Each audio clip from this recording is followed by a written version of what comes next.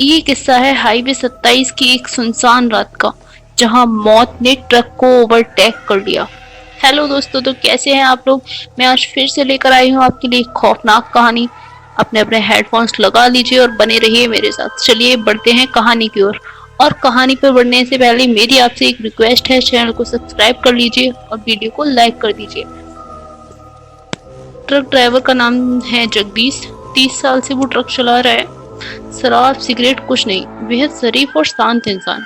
पर जब उसने हाईवे 27 का नाम लिया तो उसके चेहरे पर एक अजीब ही डर उतर आया था। उसने कहा, मैडम, एक रात मेरे ट्रक की आखिरी डिलीवरी थी और मैंने एक ऐसी सवारी बिठा ली जो कभी उतरी ही नहीं। ये घटना 2014 की है। रात करीब 2:30 बजे होंगे। हाईवे 27 पर वो ट्रक लेकर जा रहा था। अकेला था, सामान ज्यादा नहीं था, ट्रक हल्का था, लेकिन उसका मन कुछ भारी हो रहा था। जैसे ही वो एक वीरान मोड़ पर पहुंचा, सामने सड़क के किनारे उसे एक औरत खड़ी दिखी। लाल साड़ी में, बाल खुले हुए, हाथ हिलाकर लिफ्ट मांग रही थी। जगदीश ने ट्रक रोका और उससे पूछा, मैडम, इतनी रात को यहाँ क्या कर रही हो। वो बोली, बस आगे वाले मोड़ तक छोड़ दो, वहां मेरी गाड़ी खराब हो गई है। ट्रक रुका और वो ट्रक में चढ़ गई और ड्राइवर सीट के पीछे जाकर बैठ गई। कुछ दूर चलने के बाद ट्रक ऐसा लगा जैसे एकदम ठंडा हो गया हो, टेम्परेचर एकदम गिरता जा रहा हो।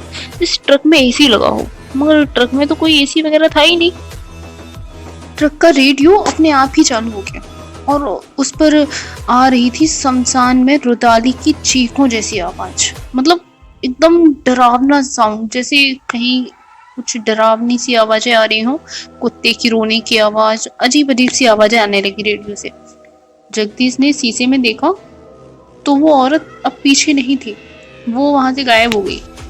सीट पर वो औरत थी ही नहीं। तभी ट्रक के अंदर एक अजीब सी गंध फैल गई, जैसे कुछ सड़ा हुआ रखा हो। और तभी ट्रक का स्टीयरिंग खुद ब खुद बाईं ओर मुड़ने लगा, जैसे स्टीयरिंग जगदीश के कंट्रोल में ना हो कि किसी और के कंट्रोल में हो। ट्रक एक वीरान रास्ते पर मुड़ गया और वहां दिखाई दिया एक पुराना शमशान घाट।